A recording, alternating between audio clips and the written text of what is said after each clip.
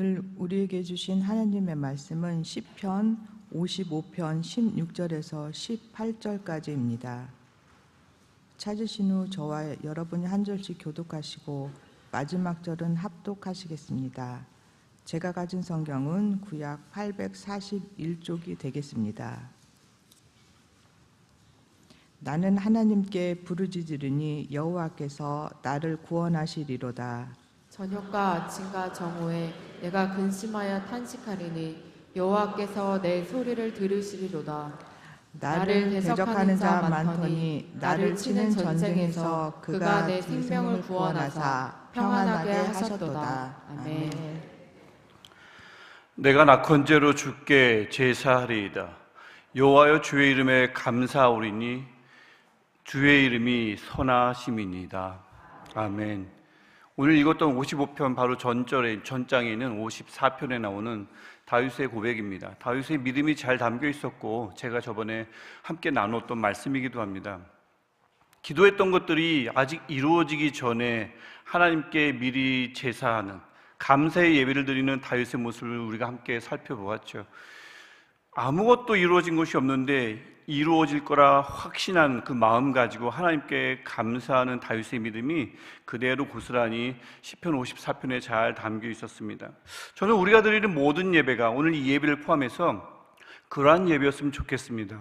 물론 많은 것들이 이루어졌는데도 감사하지 못하는 사람들이 있지만 그런 어떤 이루어졌을 때 감사하는 것도 그래서 참 감사한 일이지만 그거야말로 감사한 일이지만 대단한 일이지만 우리가 드리는 모든 예배가 우리 평상시에 우리 신앙의 믿음이 아직 아무것도 이루어지기 전에 내가 꼭 바라던 것이 아무것도 변하지 않았는데도 불구하고 하나님께 감사하고 확신이 마음속에서 막 벅차오르는 그런 축복이 그런 은혜가 우리 모두에게 있었으면 좋겠습니다. 그래서 지난번에 같이 말씀을 나누었듯이 이게 다윗의 믿음인데 다윗의 믿음으로 시편 53편에 남겨두면 너무 아까울 것 같아요. 이 다윗의 믿음을 우리 것으로 만들어서 우리의 믿음이 되고 우리의 예배가 된다면 우리의 감사가 얼마나 넘치겠습니까?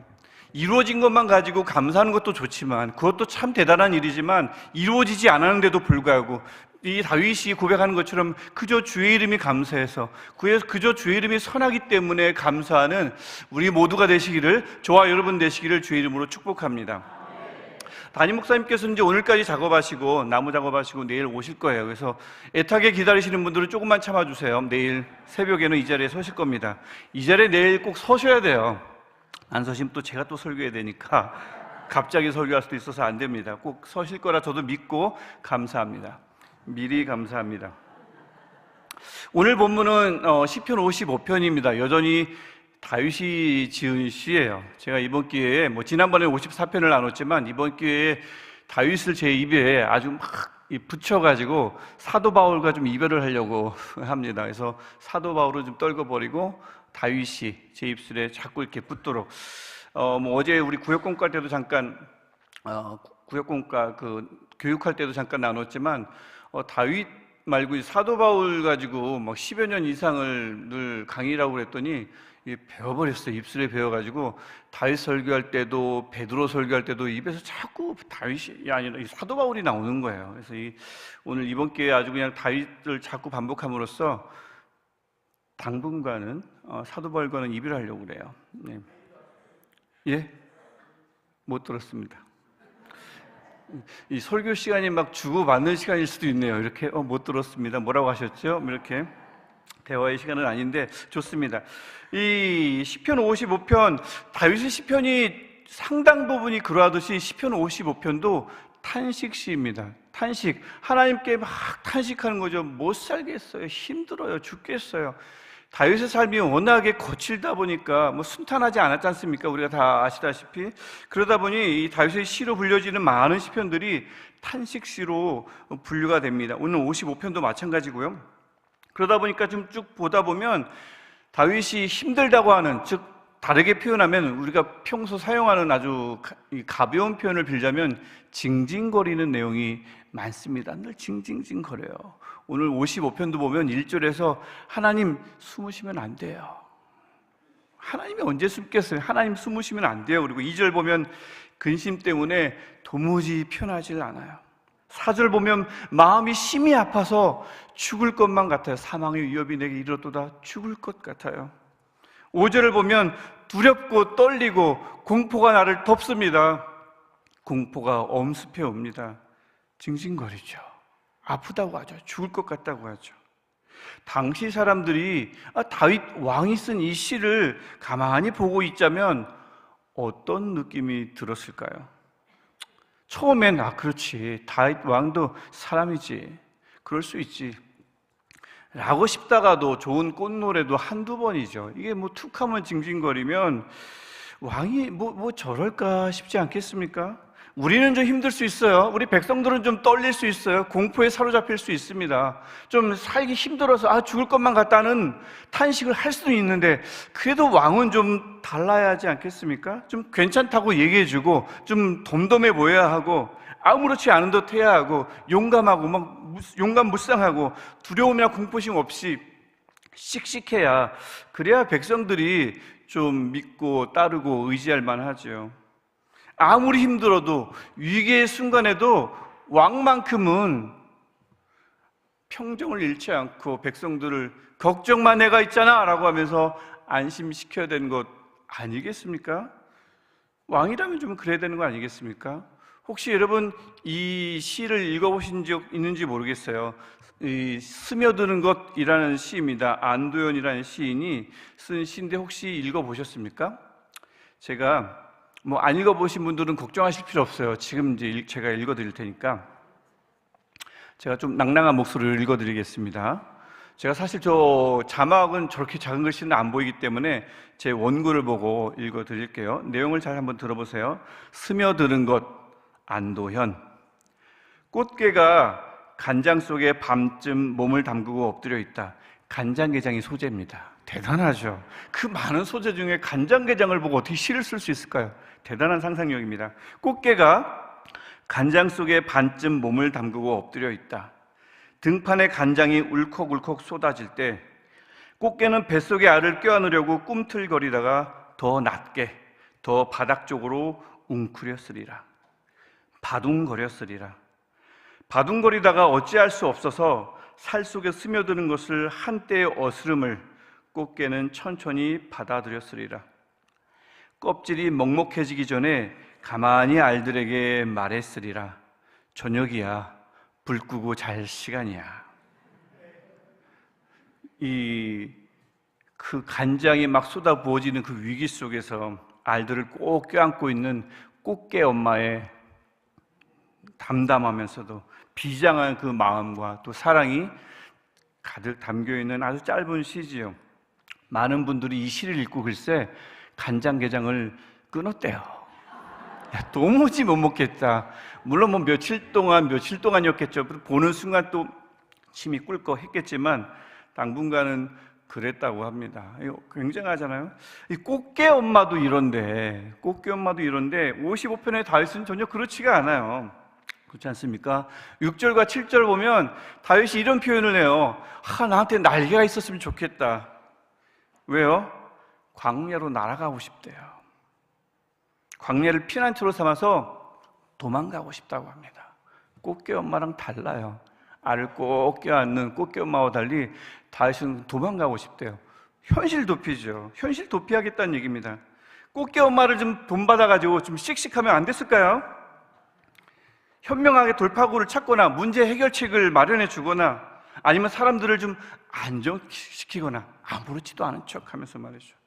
그러면 사람들이 따를만 한데 말입니다.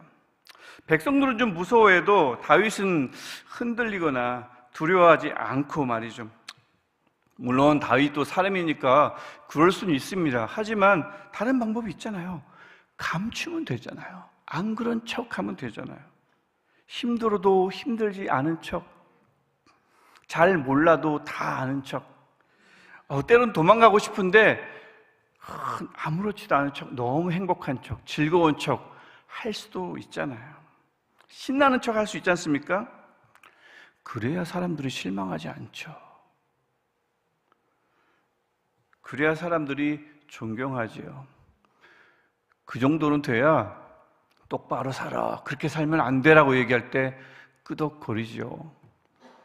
똑같이 흔들리면 똑바로 살라고 할 때 너나 잘하세요. 그럴 거 아니에요. 그래서 이런 다윗이 이런 상황들이 사실 많은 리더가 겪고 있는 이 상황이기도 하죠. 힘든데도 나는 힘들면 안 돼. 넘어져도 난 넘어지면 안 돼. 넘어질 것만 같아도. 도망가고 싶어도 한 번도 그런 적이 없는 것처럼 늘 웃는 얼굴로 이 자리에 서거나 또 여러 가지 앞에 서야 되는 자리에 설 때가 있지요.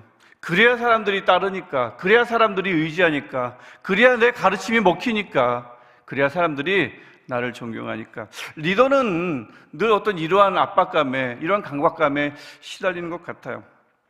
다윗도 분명히 시달렸을 텐데, 시달렸음에도 불구하고 요즘 많은 현대 리더들이 하는 것, 안 그런 척 하는 것, 이거 어려운 건 아니잖아요.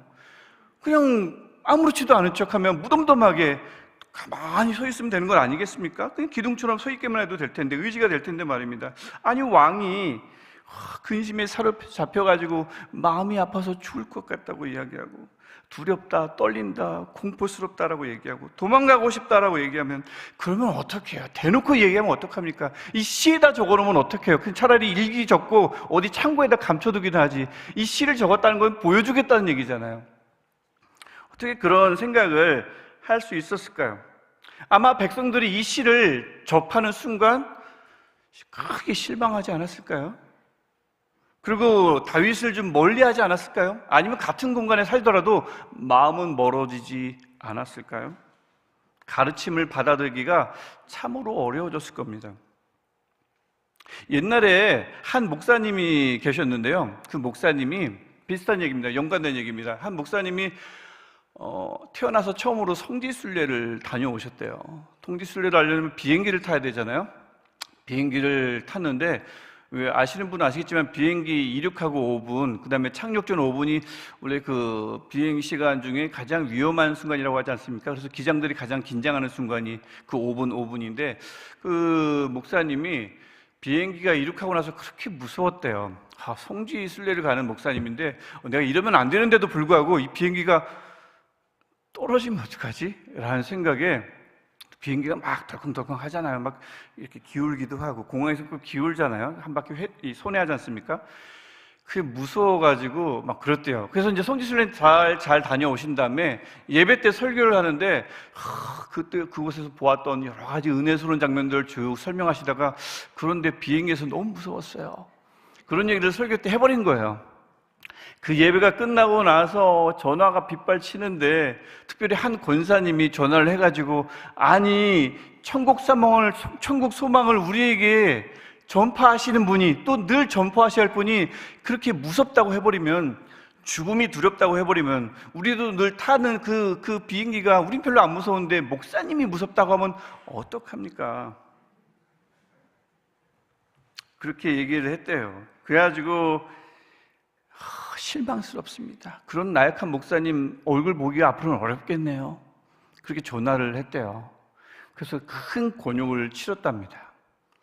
이게 뭐 다른 사람 이야기하는 게 아니고요. 저희 아버지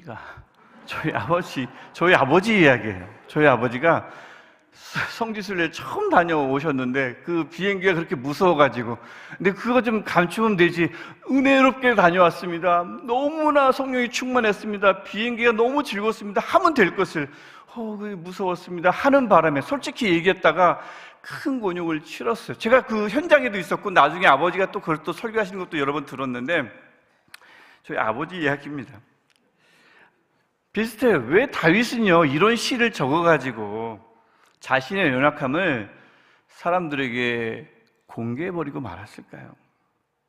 그리고 더구나 왜 하나님은 이 시편을 후대에 더 많은 사람들이 읽어버리게끔 성경으로 만들어 주셨을까요? 그냥 당대 사람들만 읽고 말지. 이 성경이 들어오는 바람에 우리가 지금도 읽고 있지 않습니까? 수천 년이 지났는데도.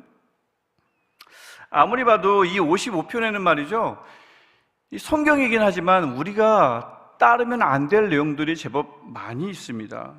공포에 휩싸이는 것, 우리가 따르면 안 되죠. 현실 도피요? 우리가 본받을 만한 모범은 아닙니다.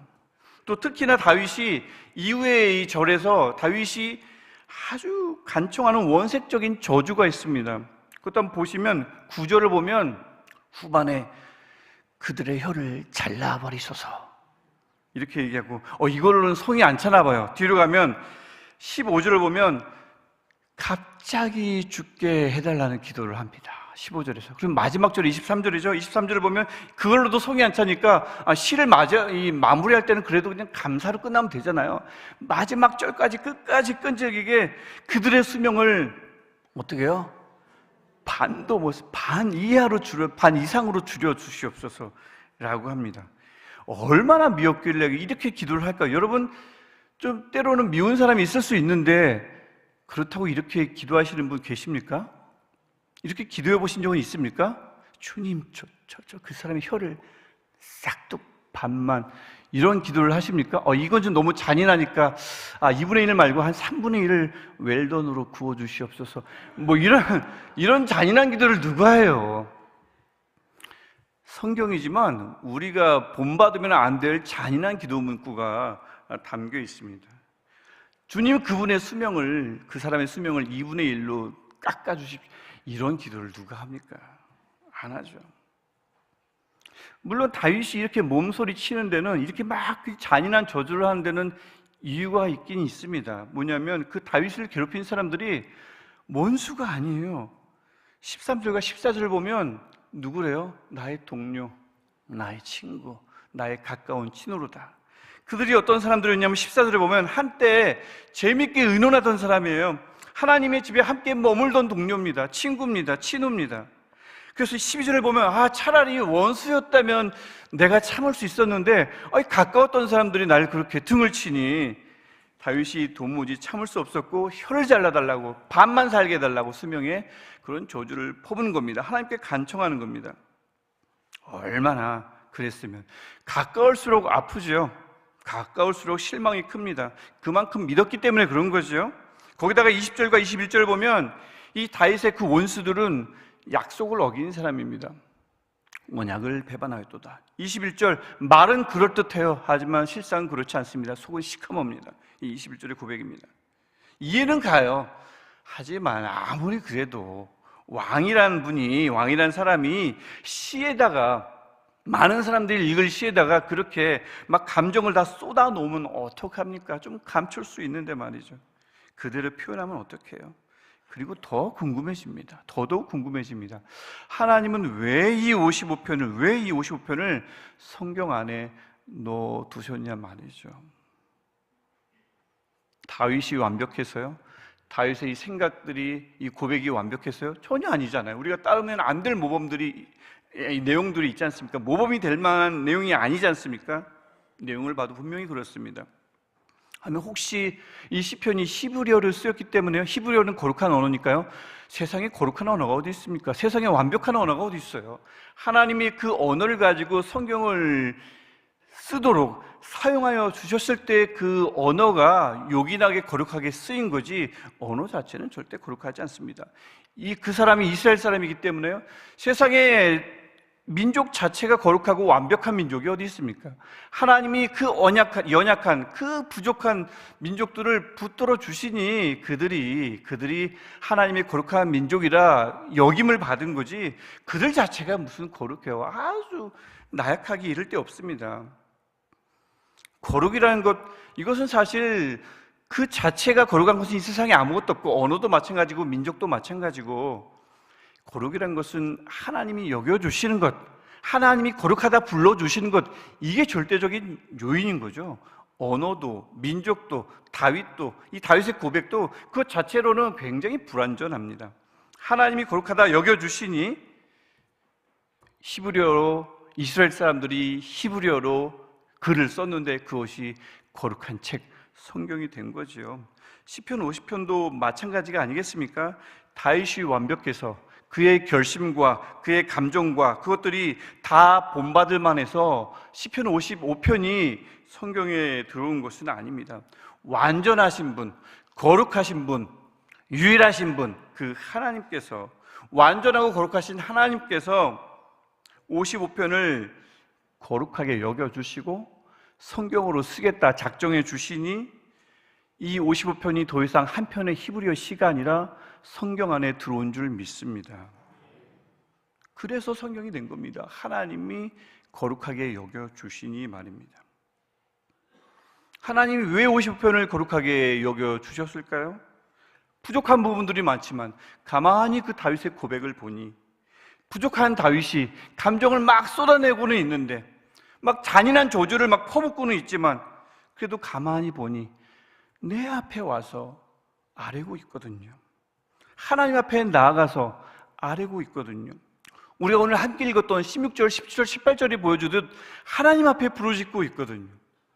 부족한 고백들이 많지만, 표현들이 많지만, 너무 잔인한 표현들이 많지만 그럼에도 불구하고 그것을 하나님 앞에 아뢰고 있거든요. 그러니 하나님께서 이 55편을 성경으로 쓰시기로 작정한 겁니다. 더구나 22절을 보면 후대 사람들이, 당시 사람들뿐만 아니라 후대 사람들이 반드시 읽어야 할 중요한 진리가, 아주 단순한 삶의 진리가 담겨 있기 때문에 그렇습니다. 22절을 우리가 한 목소리로 함께 읽어야겠습니다. 22절을 우리 한 목소리로 함께 읽겠습니다. 내 짐을 여호와께 맡기라. 그가 너를 붙드시고 의인의 요동함을 영원히 허락하지 아니하시리로다. 아멘. 단순한 진리입니다. 주께 맡기라. 주께서 붙드실 것이다. 주께서 그 붙드시는 그 의인을 영원히 요동하지 않게 하실 것이다. 단순하죠? 맡기라, 붙드실 것이다, 흔들리지 않을 것이다. 이 단순한 원리를 하나님께서 높이 산 겁니다. 거룩하게 여겨주신 것입니다. 그래서 이 진리를 다윗의 후손뿐만 아니라 후대의 그리스도인들, 우리를 포함한 더 후대의 그리스도인들이 읽도록 하나님이 거룩한 성경으로, 거룩한 시편으로 만들어 놓으신 거죠. 그래서 우리가 이렇게 읽을 수 있는 겁니다. 부족한 표현들이 많지만 하나님 보시기에 그 다윗이 참 가벼워 보이고 또 측은해 보이면서도 대견해 보이는 것이 내 앞에 나와서 아뢰고 있으며, 단순한 원리, 그 어려움 가운데서도 죽을 것만 같은데도 불구하고 맡기라, 붙드실 것이다, 흔들리지 않을 것이다, 이 단순한 원리를 고백하는 다윗의 모습이 너무 예쁜 겁니다. 시편 55편 완전하진 않지만 그래서 이것을 성경으로, 거룩한 책으로 만들어 주신 거죠. 우리도 마찬가지 아니겠습니까? 왜 우리 하나님께서 우리 예배 시간을 사용하실까요? 왜 하나님이 우리의 기도를 받아주시겠습니까? 왜 우리 기도를 들으실까요? 우리의 기도 내용이 완벽해서요? 우리의 기도가 표현이 완전합니까? 우리의 감정이, 우리의 고백이 완벽합니까? 아니죠. 우리 예배가 완전해서 하나님이 받아주십니까? 아닐 겁니다. 우리의 생각과 감정이 완벽해서가 아닐 겁니다.